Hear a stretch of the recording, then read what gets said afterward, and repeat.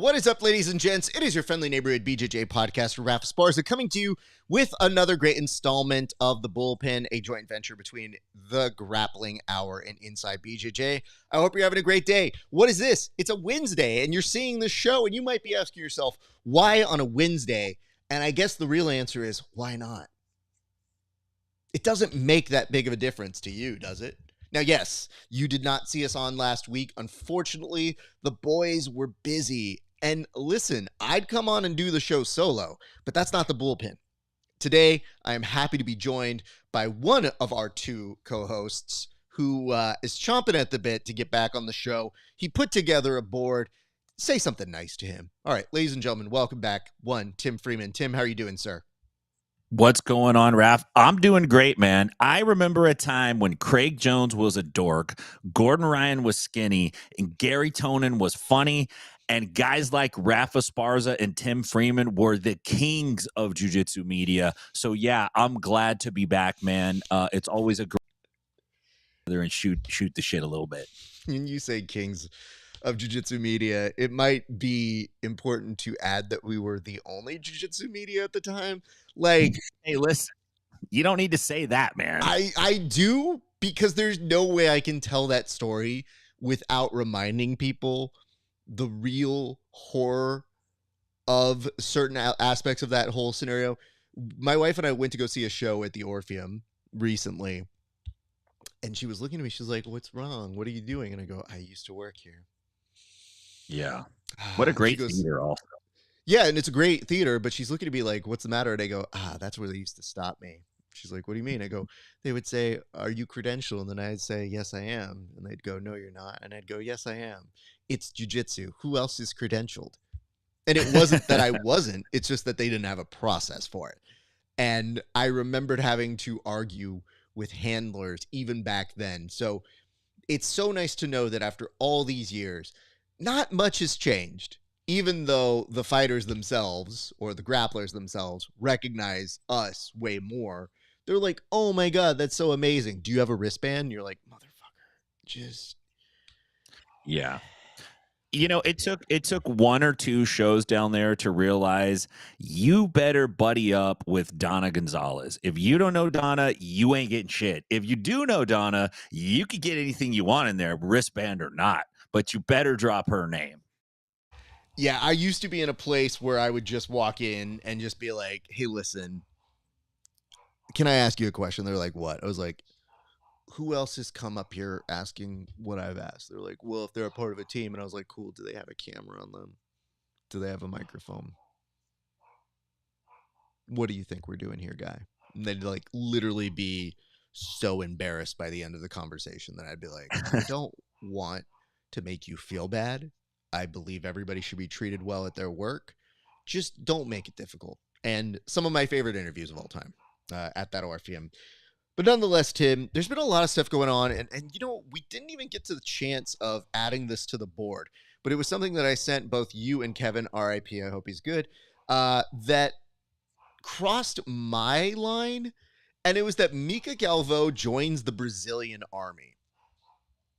So, Tim, what exactly does that mean? Like, when they say he's joined the Brazilian army, like, what are we supposed to do with this information?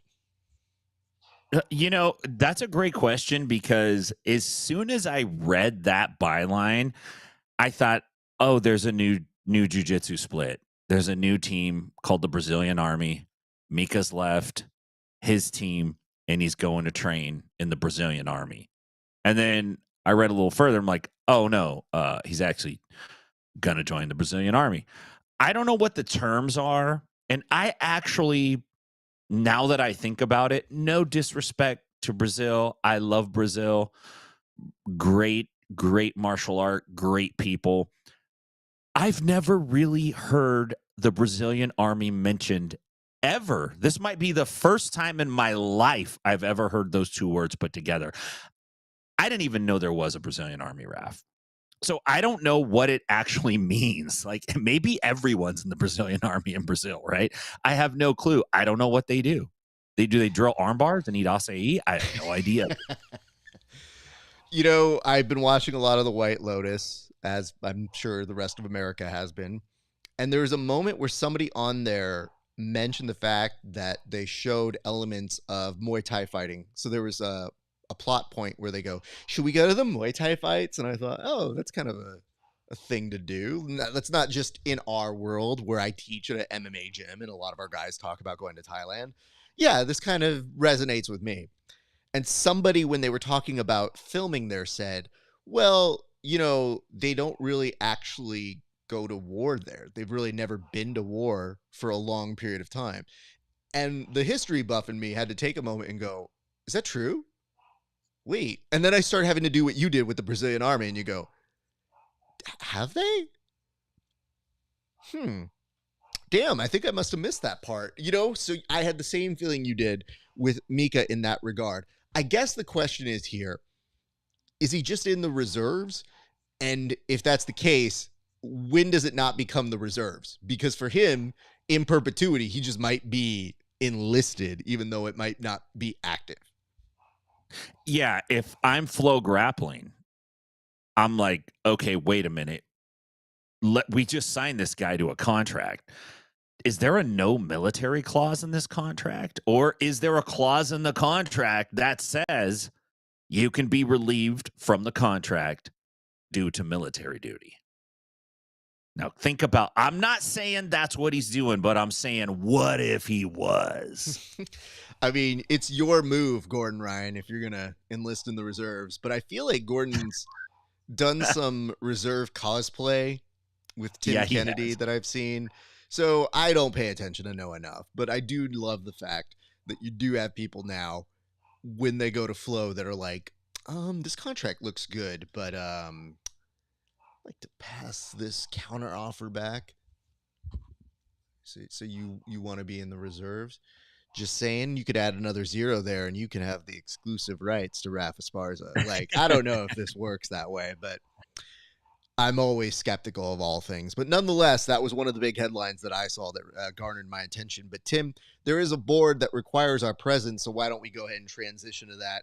And I'm very intrigued. A lot of these articles and notes that we put on here were from a week ago, but they still resonate true. So why don't we go with the first topic up here? There were a ton of upsets that happened at EBI 23. And if you were our good friend, Brandon McCatherine, you could not stop saying how this had to be one of the most surprising EBIs of all time, if not the most surprising. I ask you this, Tim, what struck out the most to you in terms of upsets at the most recent EBI 23? I think it has to be Mauricio Rios. This is a guy, we saw him at Combat Jiu-Jitsu. He looked good, right? He comes out at EBI 23, has to face Matt Mash, who's basically a kid who won the last Combat Jiu-Jitsu. And he not just beats him, but he beats him like does very well. It wasn't there was some back and forth, but it wasn't like Rios was just getting ran through and he pulled a sub out. He looked good, man. He was on fire. And then I believe he beat John Chandler as well and took Chandler out, which is not an easy task at all. Heel hook submissions. He looked good. He ran into a train against Damian Balderrama. Balderrama looked fantastic as well. He's an Atos athlete. He came into it with a little bit of like, hey, watch this guy, but I don't think anyone expected him to win in the end. But for sure, Rios just looked amazing, man. I think he really put himself on the map. He doesn't look like a fighter. He looks like a dude that you'd see in the bakery or the grocery store or the bank or something like that. But damn, he was impressive, man. No, I have to say, I just had the opportunity to chat with Damian Balderrama. So that's an interview that's going up to everybody from my Patreon over at patreon.com/grappling hour very, very soon. But I was very surprised because he mentioned something that will take you back, if not me, that he was at EBI 3 as youthful competitor back then. So he was one of those teen presentations. And now, 20 EBIs later, this is now your champion. And for me, I told him, I was like, well, I was there covering that young man. And I have now just Matt Damon aged in front of you. But that's not true. I still look the same. I would tell you this, though. Having done coverage for this long, I found it very interesting to see those teen matches that served as a buffer back then to give rest to the actual tournament competitors. Now coming full circle means that these people who get these special matches, and sometimes they're a little disappointed, maybe they didn't get in the tournament, or maybe they didn't know what they're getting into. It's like, no, but I mean, look at this. If you stay the course, you can be this kid. You can be that guy who now wins the tournament and etches their name in history with these other EBI winners from previous incarnations. So I was very happy for the young man, and it was a great conversation. I got to know a lot about him, but there were a few things that I had to tell him just in terms of making those submissions look a little too easy. So I did take him to task for that, because I don't know if you saw some of the ways that he was submitting people, but I was like, brother, there was one where he had a single leg that he was holding, and it looked like he was going to face plant, but he didn't face plant, and instead ended up with an armbar. And I'm like, where do you get off, kid? Like, if it looks like I'm going to face plant, I'm probably going to face plant. Like, that's my jiu-jitsu. So you coming in and being like, ooh, voila, an armbar, was like, this is disrespectful. Yeah, not a way to impress the old heads, but if I could do it, listen, if I was that good, I would be a jerk. You guys would hate me. I would just be stunting on people every time I trained with them, man. That is fair. But do you have any other notes or observations from that? Because it was a very, very good event, and I was very happy with it. Yeah, I think it was a real good event. The combat jujitsu is a style has really started to mature in a very entertaining, watchable way. I really got that sense watching the production of this event, and it felt like the athletes brought it. The production was great, and it's a very good product, man. I think it was a great event, and it really sets the stage for what's going to come up next, because I believe 23 was like lightweights, or I can't remember the weight class, 155s or somewhere around there. So I'm anxious to see, like, 185, 190 guys get after it. And of course, you cannot forget the finish by one Dominic Lobo that broke viral sensationness all around. Like, it was very cool to see him get that finish. So I'm sure we'll have more to say about that in the near future, as he is also a guest on the Grappling Hour very soon. We're in the process of doing that one in person. Although I have to say this, when I reached out to Dom, who I consider a friend, I was like, hey man, do you want to come do an interview? And he was like, yeah, I'd love to. That'd be great. I'll bring Mike John. I was like, not interested. You know what? Yeah, don't bring him. He's Mike John is. But what a fast way to get me to go, you know what? I rescind the offer. Because I was right there with him being like, wow. Like the what? Nicest guy yeah, he's all right. But if you think about it, I was so excited because this was a guy we've had on Subversive that has made a very, very good showing there.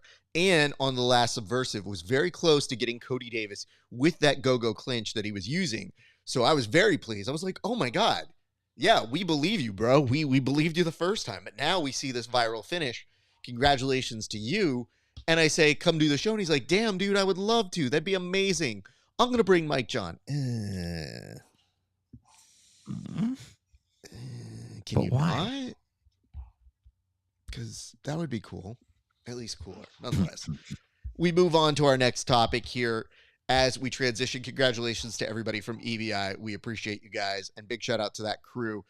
Tim, you brought this one up, and it seems to be something that was happening over at Main Character Jiu-Jitsu. There was a lot of drama. Now, this is where I have to ask you, maybe phraseology here, but it says 4 ways. Okay. Pull outs. Okay. And slaps.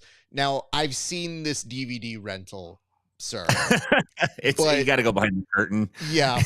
I just want to make sure that when we do phraseology on here, you do realize that you're putting it into the teleprompter and Ron Burgundy has to read it. So, just for my sake, help a brother out. But nonetheless, tell us what exactly these very cryptic messages mean for main character jiu-jitsu that happened last week. Well, I'll tell you what happened. There was a pullout on the main event, like the night before. Andy Varela backs out of the main event, so it puts that he was the main match, right? He's the draw.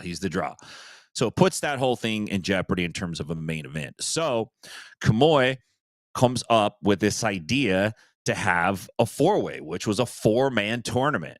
So they take Varela's opponent, who was Wallison Oliveira, I believe, and I believe they took 2 other matches that were on the card, and they sandwiched those guys into a 4-man tournament. It was Sam Schwarzenfeld, Ethan Vistro, and one other person. I'm sorry, I can't remember the name. So they ran a four-way tournament. Wallison won the tournament. So, kudos to him. And then Slaps, of course, this is something we've been talking about for a minute now.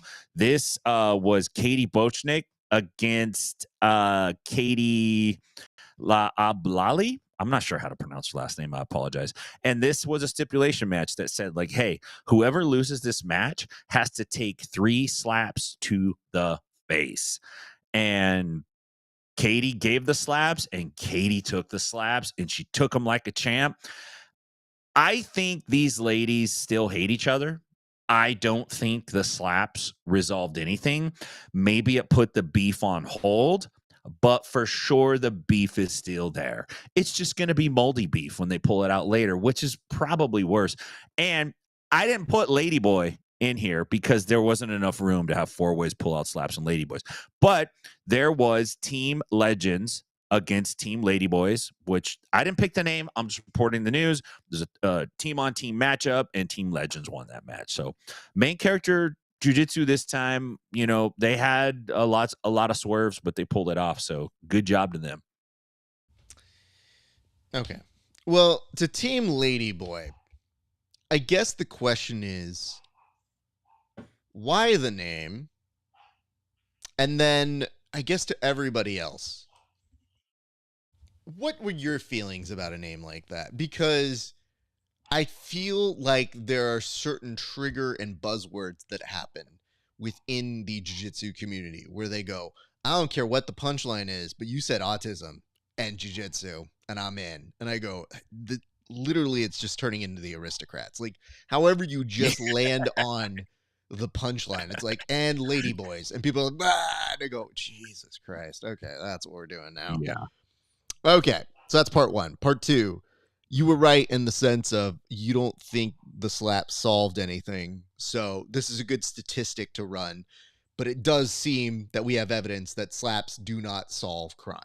Like in this particular case, these 2 ladies were like, it will be finalized, we hate each other, and these slaps are going to settle it.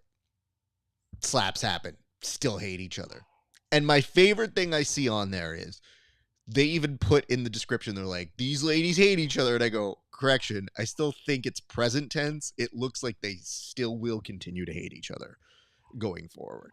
So I don't know what to do with any of this because I feel like I see this slap thing happening. And I don't know if anybody else felt this way, but I just thought, I don't care.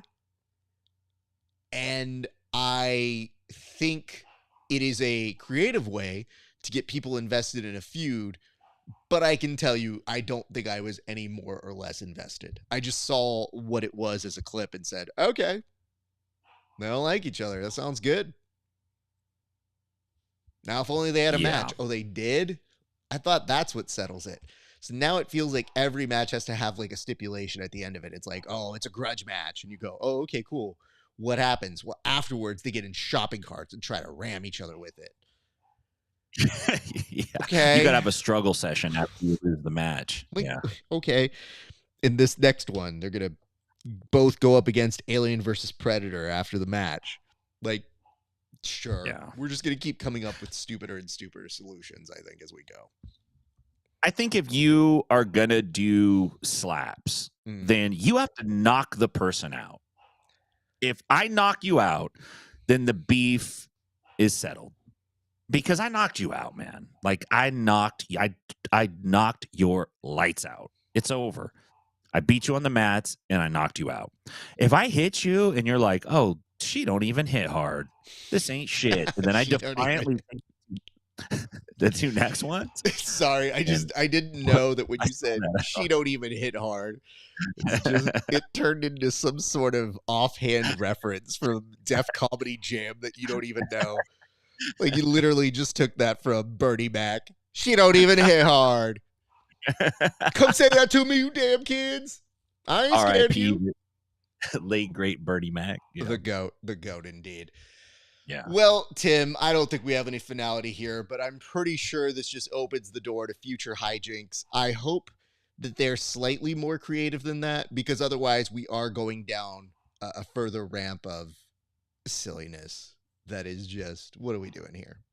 Nonetheless, yeah. I'm going to move on to our next topic before I continue to talk about it before I go to WrestleMania. Look at this. Tim's really going out of his way to point out something here. It looks like you have mentioned Silver as the topic headliner here, but it says that Jones Stevenson, bridesmaid no more. So it does appear that Craig Jones, it was not an April Fool's joke. He is making a very, very big appeal to go after Gable Stevenson. But having said that, you've also got what looks like Felipe Pena in this photo. So what is the story and the connection to Felipe in this Craig Jones and Gable Stevenson story? I think that's Gable in the photo. At least it's supposed to be Gable. Oh, maybe that's a Felipe Pena. I am very familiar with what I might have missed it. Gable is supposed to. I might have loaded up the wrong. I think you might have. You definitely have a Craig Jones in here. But like, Tim, I know we both wear glasses. It's just, I do have concerns when you do see somebody who is clearly Felipe Pen in the little box up there. All Latinos look alike, man. Yeah,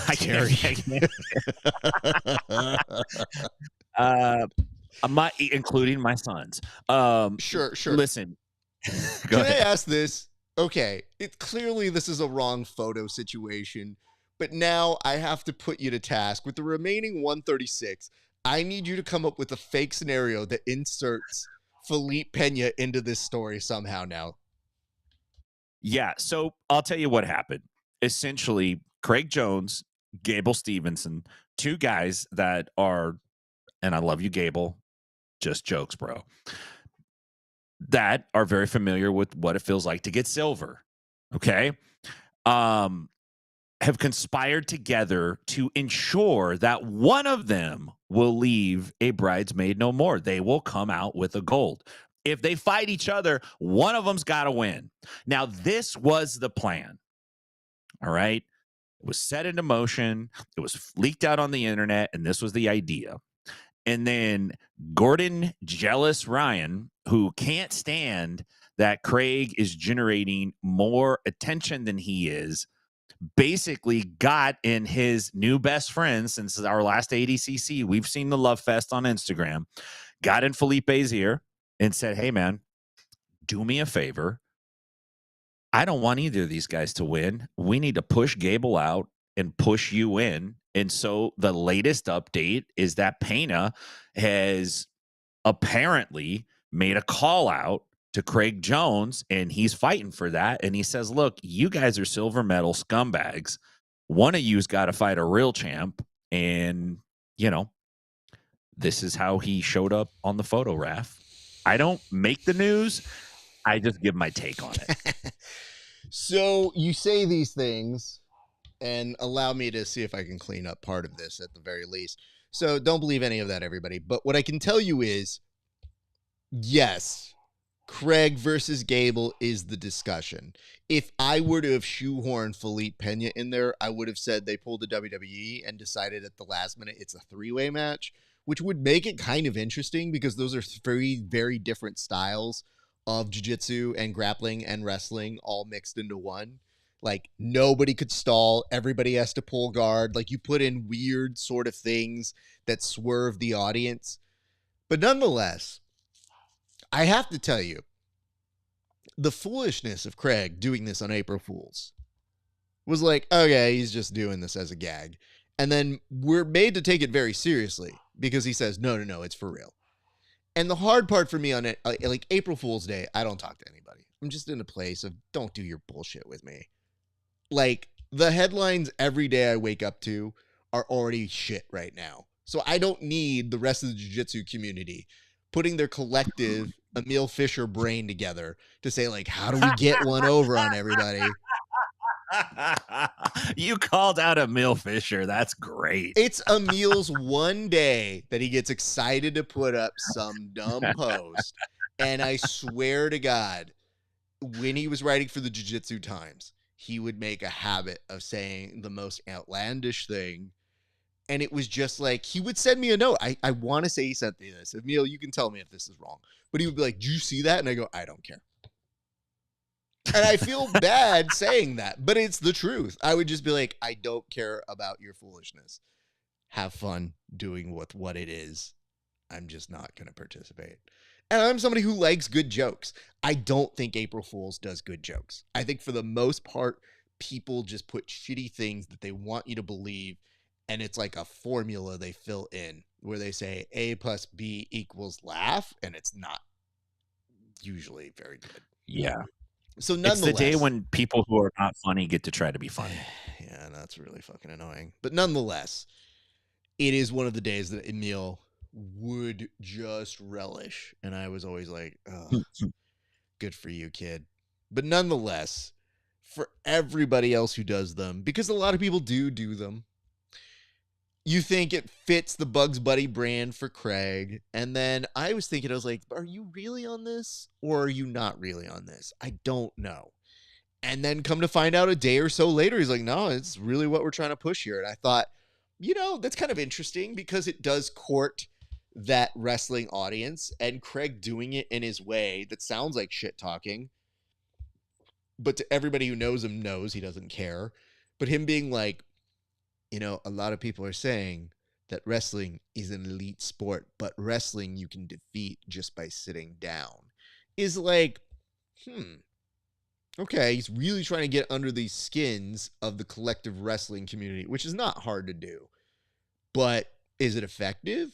Maybe. I don't know. So him going after that audience is intriguing. I don't know exactly what the payoff is. I don't know how many of those people come in to watch our sport, but I can tell you one thing.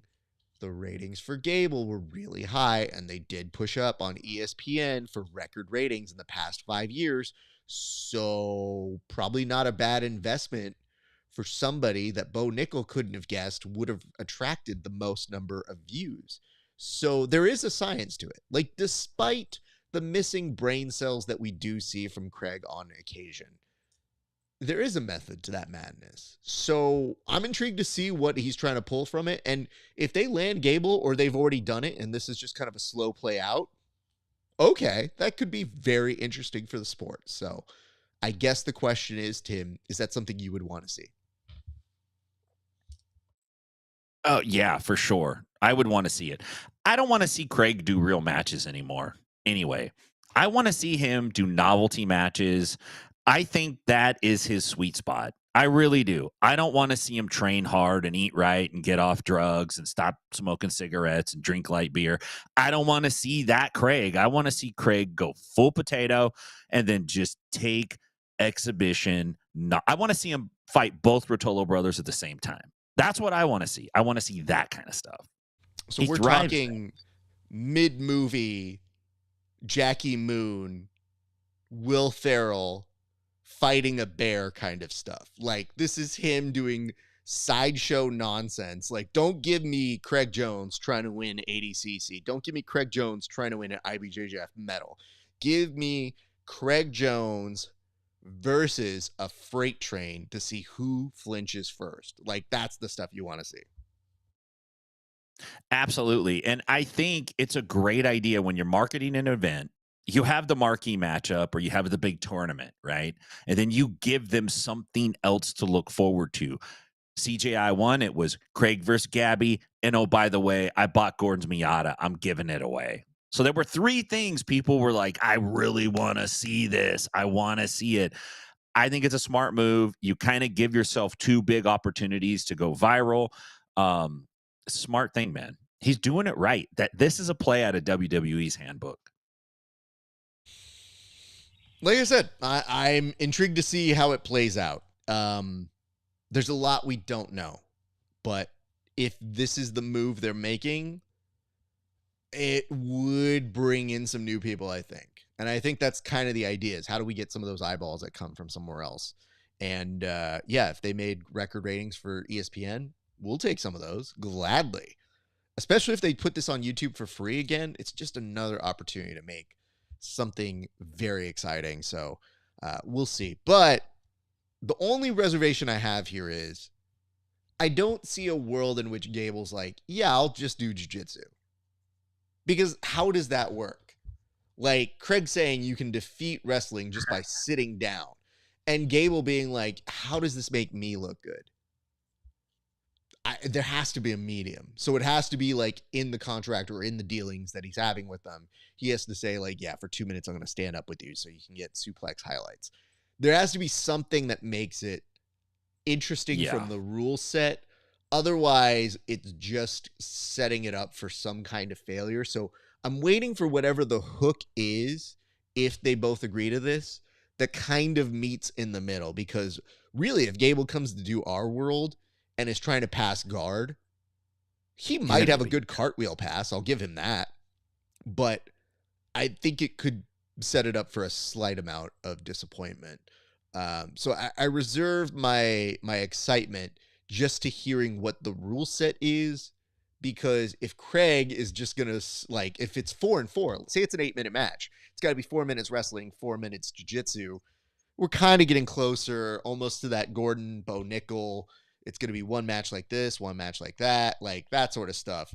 But having said that, it is a guy who is getting a lot of headlines. So we'll see. And who, no disrespect, has some free time on his hands. So it does seem like it could work for all parties. But speaking of which, why don't we go to our next topic, which is this. There is a brand here that says reform. Now there's some takedowns and shakeups. When you say reform, takedowns and shakeups, Tim Freeman, I ask you, what exactly does that mean? Well, the first one is more of a procedural kind of change in the rules. I guess not procedural. It's an elimination of a couple moves that were previously available in ADCC. So that is, and this is, I believe these do not apply at the expert level. I think these are mostly for the opens. No slams, so you can't slam to get out of a sub. We know there is the famous highlight of Gio Martinez slamming Jeff Glover to get out of the triangle that Jeff had him in.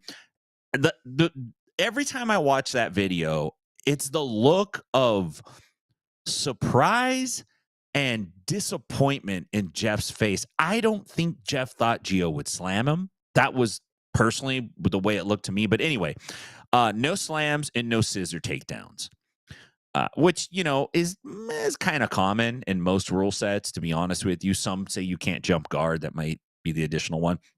In terms of shakeups, there's been some rumblings in the jiu-jitsu world for a minute. We barely alluded to them because some things you're not at liberty to talk about. And one of those things that has recently been put out there into the world is that Flow Grappling has a new GM, and he's actually a friend of mine named Ben Kovacs. He's the founder of Guardian Gym, which is a nonprofit that provides free jiu-jitsu training for kids, not just in the United States, all over now. They're international, and they're continuing to grow. They're building a really awesome facility right now that they're working on internationally. And so they're doing some cool things there. Ben has stepped in to run Flow Grappling, which is a pretty big deal because Flow Grappling has a lot of resources and a lot of great things, and it also has a lot of negative perception in the jiu-jitsu world. And I think this is a tremendous opportunity to change that. So I'm stoked to see it. And anything that we can do to help, like, we don't hate flow grappling, we just want to see it better. We love jujitsu, so I think this is a great opportunity, Raf. I think you're right. And I'm glad you said that because over the years, I have seen some very thin skinned people who have not been able to distinguish the difference between, hey, I'm a paying customer and I'd love to see it be better, and so you hate us? No, no, that's not what it is. We just wanted to be better. And I mean, we're in a place where people are going to get way, way weirder about their cutting cord policies. Like, you're already seeing people start to cut the cord from their cable companies in record numbers, but yet still do subscription based services.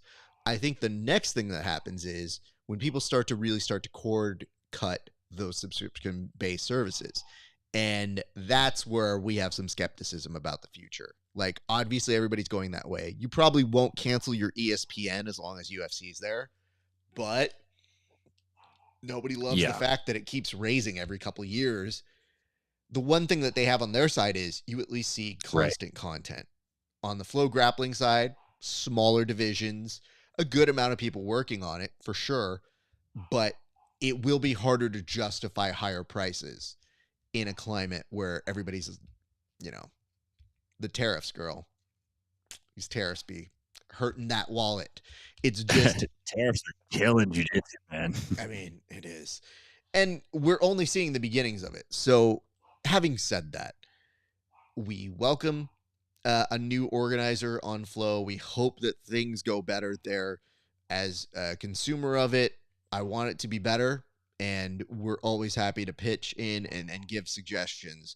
But please understand that hate is reserved for people who are truly on the internet and have nothing better to do. And I guarantee you this, no matter how much we love jiu-jitsu and we're bitching about it, we do have better things to do. Like, Tim needs to go teach class in a little bit. He's got stuff to do. We have grown people with responsibilities, but we make the time because we love the sport. And when that happens, we get very excited to talk about it. So yeah, some of this passion is going to get real funny real quick, but we wish you good luck. And in terms of some of these outlined and banned sort of things, when I saw that they're taking away the power bombs, I go, why even compete in ADCC? I thought that was the fun part of it. Now, granted, I don't want it happening to me, so I think it's a good thing. Nonetheless, I don't really compete in ADCC Open, so I don't necessarily have a dog in that fight. I just love being able to see the highlights the next day and be like, ooh, who got powerbomb? Oh, that was fun. Or seeing if that is a person who's really interested in hitting those kind of like flying scissor takedowns. That's one of the few places you could do it. So there was a part of me that was wondering if we should be making one of those memes where it's the ADCC slowly turning into the IBJJF, and like you see it like fade slowly into like the very famous blue and gold. But nonetheless, hey, listen, I hope it keeps everybody safe. I want everybody to go out there and be able to compete, but it does mean that it will require a higher degree of effectiveness. If you are one of those people who hits those moves, there are fewer and fewer places. So that means that if you do get the time to shine, you really have to make the most out of that time. So good luck to you guys on that, because that looks like one where if you mess up the wrong way, your opponent's probably not going to see jiu-jitsu mats for about a good 9 months to a year. Here's the good news. You put up this photo, and I can think of no better way to present a serious topic here in the world of jiu-jitsu than by arguing, well, we just mentioned some rule changes. Apparently, there is a rule that I was not really aware of in jiu-jitsu, but it does appear that you cannot go commando at the IBJJF.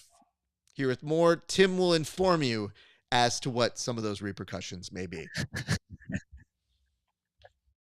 You could always tell when I pick a topic. So famous, or I should say infamously, Bill Cooper, the great product of Frangina Paragon Jiu-Jitsu out of the Central Coast in California. He was disqualified years ago in a match against Otavia Souza. Gi Jiu-Jitsu has this really lame thing, which is the jacket and the pants are they're literally tied together with the string. They're constantly coming apart. Okay. Cooper's gi pants got pulled down. And it's kind of like one of those classic, Ric Flair style matches where his opponent kind of pulls his trunks down a little bit in the back, trying to grab him, and he shows his ass crack and he doesn't know, and the crowd's laughing at him. Cooper was pulling that off, basically. He got DQ'd for it. They're like, whoa, you don't have underwear on. They DQ'd him, and then they made a rule. And from that point after, it was known as the Bill Cooper rule, which is, look, bro, don't be uncouth. If you're going to compete, wear some chonies, man. Don't be a disgraceful Luddite. Like, put some underwear on. Nobody wants to deal with what you got going on under there. None of us do. So this rule got enacted at Pans. It was in the finals. I don't have the athlete's name, but the ref peeked through that little triangle slit that's kind of on the side, where the rope goes on your gi pants. And he's like, I don't see a Fruit of the Looms waistband on this dude. And so he called time, did a little quick check, and was like, bruh, you have violated the Bill Cooper rule, man. DQ'd him on the spot. Trumpet Dan went to Twitter or Instagram with that and blew it up and was like, oh, check it out. It's like, oh, man, the Bill Cooper rule rears its ugly head. I don't know about you, Raf. You tell me. For me personally, you cannot train jiu-jitsu commando. That, especially no gi, but in the gi as well. It's just wrong. This is tricky. I'm a big believer in being able to have your First Amendment rights and all those bullshit sort of things. But I do think sometimes you have to draw the line and say, like, hey, bud, can you put on some clothes? Because that's what keeps this a civilized sport. Having said all of this, where does the blame lie?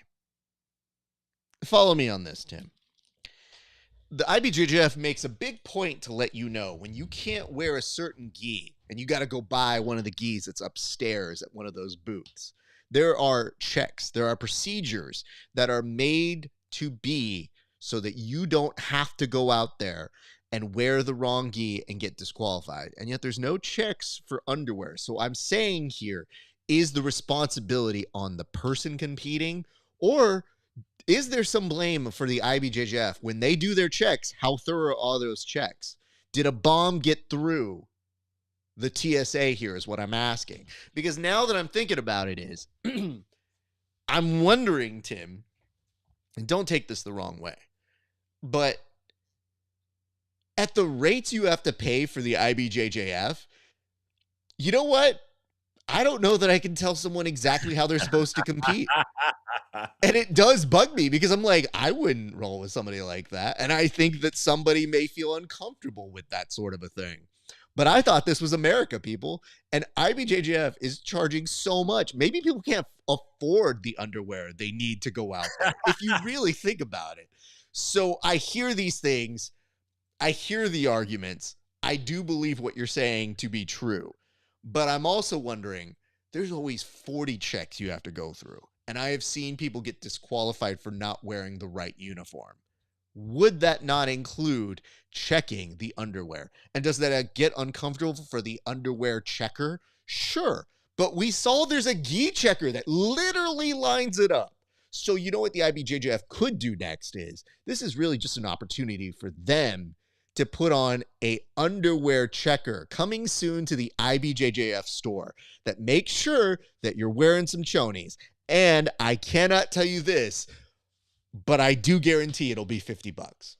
So that's kind of my initial thoughts on this one, Tim. It is perhaps one of the more absurd stories, but it was one that I said, like, yeah, dude, you should be wearing underwear. But also,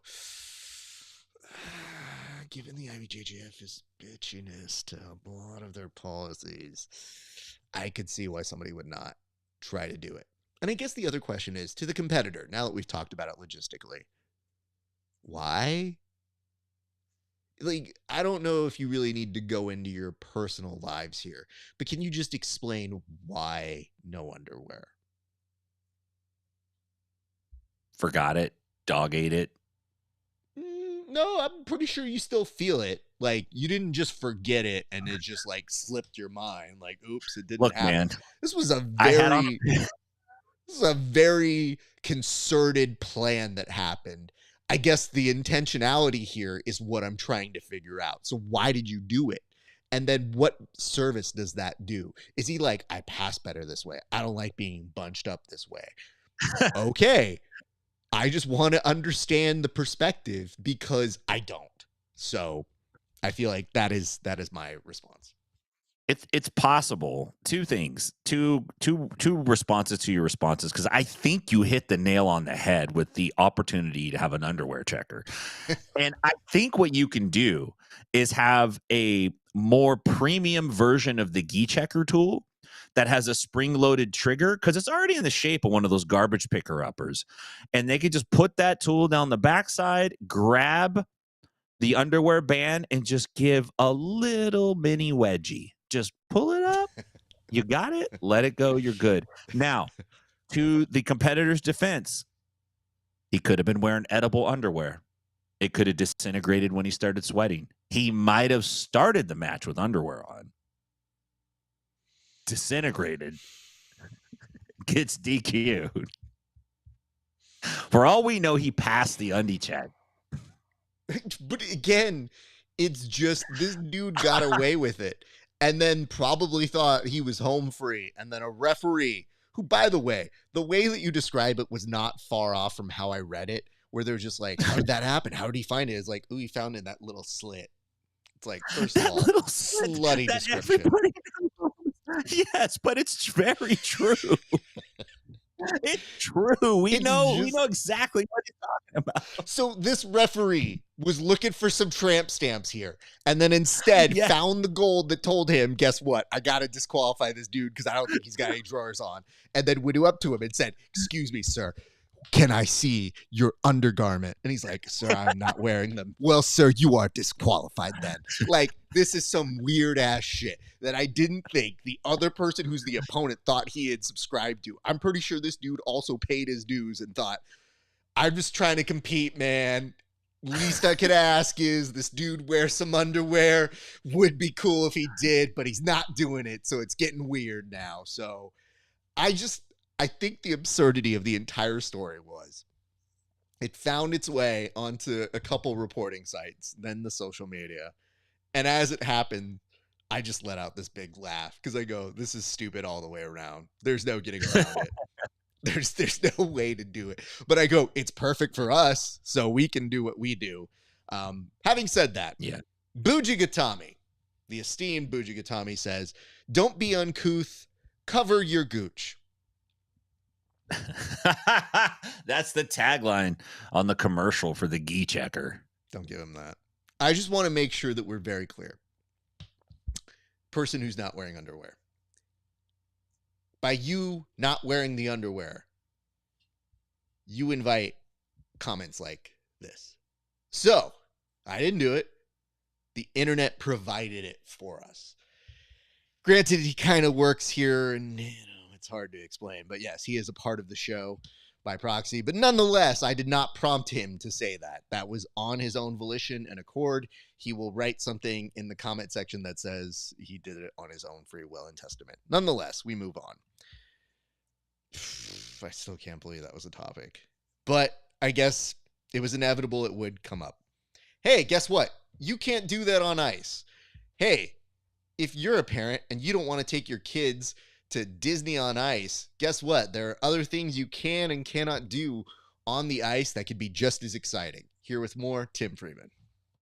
Well, you've heard of Frozen, very popular musical. Children love it. They love the songs. They sing them. They love the characters. They love all the names. I'm grateful my kids were already kind of grown when that came out. Otherwise, I probably have it stuck in my head.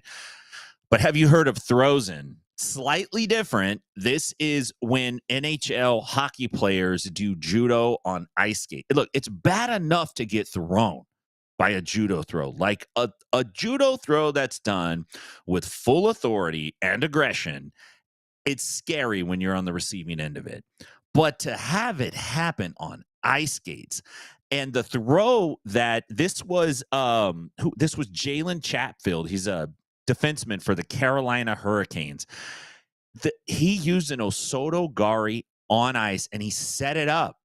He pulled the dude around, and the guy, look, man, you can't stop yourself from getting pulled when you're on ice skates. He pulled his opponent around to the side and then stepped behind him and hit Osoto, which Osoto Gari, when you get hit with a clean Osoto, man, it is a straight up slam right onto your back. Dude, Chatfield hits it on ice. I should have screen capped some of the comments, because this was just in the regular sporting world. It wasn't like necessarily a judo, jiu-jitsu, grappling news item. It was an NHL news item. The comments on it were fantastic. Number one is most people don't know what the hell judo is, but they recognize that that was some kind of martial artsy throw, right? So there was a lot of like, this is the NHL, this is some bush league stuff, we don't do that here, what the hell is that guy thinking, this ain't WWE. Pretty devastating move. And again, I remind you, on ice skates, on ice, try to break fall that. Hold on. I don't love the fact that the NHL is acting all high and mighty. You're the sport that likes to let people go Fight. at each other, and you like to pride yourself on it. I still am never clear on what the rules for engagement are. I just think it's like, if somebody wants to throw down and it's a day that ends in Y, all bets are off. You go do what you need to do. Having said that, now it's like, ooh, clutch the pearls. Ooh, not on ice. There's only fisticuffs in our sport. We are sophisticated. Get the fuck out of here. This is what you invite. If somebody knows what they're doing and they're a little bit trained, not even well trained, they can really create some big damage here. It's part of the reason why, whenever you see this from the civilian group, if you would, of not training the martial arts, what did you expect? We don't discriminate. I mean, you could look at us. We don't discriminate against a lot of people from coming to train with us. So don't be surprised if the person you're picking on might have some training.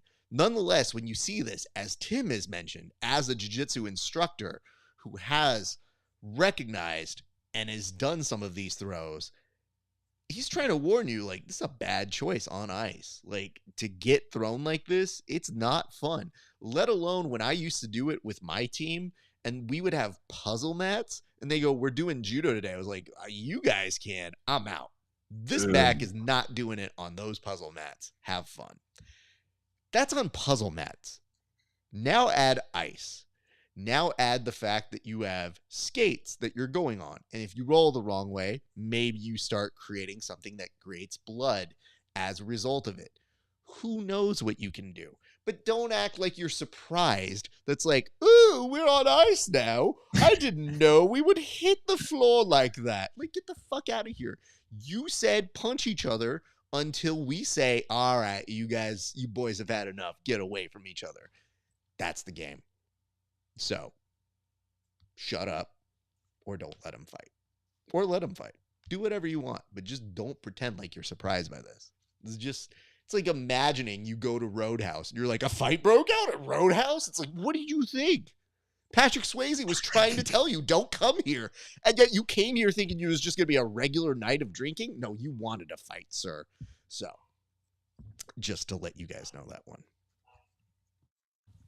We move on to our fight of the week. Tim, I don't even know if I want to ask, but as always, I saw a little snippet of it as I was loading it up here, but I noticed it's about a minute long of a clip. Just from the seconds that I saw on it, it looks like gold. But what can you tell us about this week's fight of the week? A lot of these you have to take them in, but it appears like maybe this is the launch of like a South American's entry into an international hot air balloon race. or something like that. It's very festive. There's a lot of ropes. They're going up in the air. You never see what they're tethered to. And there's fighting going on, but around the fighting, there's some people watching the fighting, and there's some people that literally do not care at all that 3 feet behind them, there is a fight going on because these other people came to have a good time and they're going to have a good time. They work their ass off. They still don't make enough. And it's Friday night and they're dancing. And it's a great video. It goes on for a minute. Cops get involved, but it's pretty great, man. I think you're going to like it. Tim, listen, I'm not going to say the video is not going to be great. The pitch, the description you just gave, you sounded like a nervous intern who's just trying to pitch his movie to the head of the movie studio. It's like, okay, it's kind of cool. It's a little weird, but don't judge it. Some people, they're living their lives, but then something happens midway through, conflict, and a resolution at the end, and maybe we play some Modest Mouse in between on a fight scene. I really try not to taint your perception of it ahead of time. So I'm trying to be vague, but I'm trying to give I sound like I'm trying to make up a story to a cop, basically. But, you know what I mean? Like, I'm on my way to my grandma's, officer. Just imagine if Jim Cameron had not really fleshed out the screenplay to Titanic and was like, okay, Titanic, we all know the story. Iceberg, but Leo DiCaprio is poor, Kate Winslet not. They have things. They get together hot, steamy in a buggy in the thing, and then love, profit, loss, heart of the ocean. You're like, give this man $300 million. Let's do it. Fuck it. So, all right, Tim, having said that, take your first crack at this. I'll play it for you right now. So here we go. You can see that it looks like they're launching a hot air balloon. And then these ladies in the front decide that no, they are going to launch each other. And I'm impressed by throwing down in their Western wear. For all I know, this could be slightly off Broadway in Nashville, the way these folks are dressed. They're getting after it. What really jumps out to me is there's 2 gentlemen a little bit further back to the right, and they're just dancing the entire time. They're right to the right of the dude with the cowboy hat who's kind of up on someone's shoulders filming. These chicks are just fighting, and these dudes to the side are dancing. And right when you think the fight's going to break up, lady on the left says, cop or no cop, I don't care if you have a mask on or what, I'm getting mines. And she jumps back in and takes a shot, which I love the after fight pot shot. I'm a big fan of it. Nobody sees it coming. And it's like you're basically, the fight breaks down into, I want to knock you out, to I want to get the last tap. Yeah. And that's basically what you're trying to do. All right, allow me to bring my years of experience here. This is right up my alley, Tim. Cowboy hats aside, this feels like a night in West Covina to me. Here we go. All right, first of all, let me tell you, I recognize there's about 14 girls in this. I can guarantee 3 of them are named Natalie. Nonetheless, my favorite is this dude taking collateral damage here, because watch him. That face, that grimace, he knows he's about to get hit. And yet 3, 2, you take that one. I don't even like you. And I don't think she had anything against that dude. I think she's just like, how dare you hold me back? Don't ever hold me back, okay? So now this dude, he can't really hit her. But this girl's got enough time to brush her hair, which tells you she's not involved in the fight in a meaningful way. But guess what? She's about to get made in by Mexican Mila Kunis over here, who's feeling her feels and letting her guy know this is not cool. Nobody signed up for this. But dude, the wind up on these is so spectacularly amazing that she hit a windmill. But no, she's the only person in life to ever hit a windmill punch. Because look at this. I take that. Okay, bye. So this dude in the background is still texting people. I don't know if you can see the hat back here. He's dipping his Oh head to yeah, be hat like, down. hey, Holmes, this is like the best night we've ever had out this way. 2 seconds later, you think calmer voices will prevail, but now the dude who was texting is straight out dancing. Look at this dude on the background. You were talking about one dude dancing. This dude is keeping rhythm to the punches with his 1-2 salsa beat. This dude's filming it over here, over to the far left. And I just love the dude who's up here about the vibes. Dude with the red cell phone. That's really the rest of the way we should be living our lives. So, you ever get hit for telling someone a good idea? Don't worry. Homegirl's friend certainly did. She, I can most assure you, tells her, don't stop hitting you. Don't hit me, you stupid. You stupid right now. So, thus, everybody seems to calm down. There's a little bit of a mechanism. Dude gets hit one more time for good measure. And then look, the shadiest of the cops comes in. He just crawls out of the crowd, actually. Did you It's see just- that? He just appeared. The fact He's like Chris Elliott living under the stage on Letterman. the fact that this dude slid in so easily Look is at this. the funniest thing. Like, this dude glides in 3, 2. All right, now's my time to come in. So this Where did he dude, I have to bring this up. It's very rare that you see somebody try to break up a fight like Michael Jackson in the Beat It music video, but literally doing like this 1 and 2, looking at both of them like, no, don't fight each other. Let's do smooth jazz together in unison. So nonetheless, we're about to get to the end of this fight here, Tim. But if we forward to where we left off, everybody's in a vote, everybody's in a zone, and then guess what? That one last punch, dude slides in, lets them know, everybody chill the fuck out, everybody go home. But nobody's getting past the fact that this dude is wearing a sideways man purse here. So God bless him, because that's the easiest thing you can snag at one of these concerts. But everybody here lets it go. And dude, this last hit, we talked about the windmill hit that she hit a little bit earlier. This is the best door knock disguised as a punch I've ever seen. Watch that. This is the, hey, rent's due, knock on the door.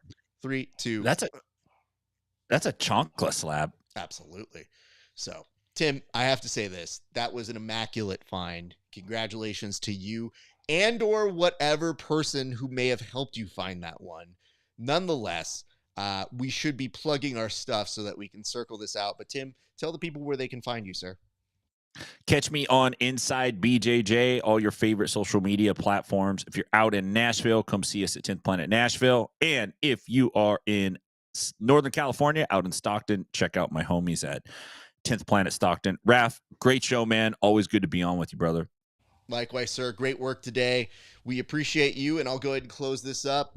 Ladies and gents, thank you for joining us here on another installment of The Bullpen. My name is RAF ESPARZA. You just watched an hour's worth of shenanigans and fun. We hope you enjoyed this episode. If you like us, be sure to like, comment, and subscribe to these channels.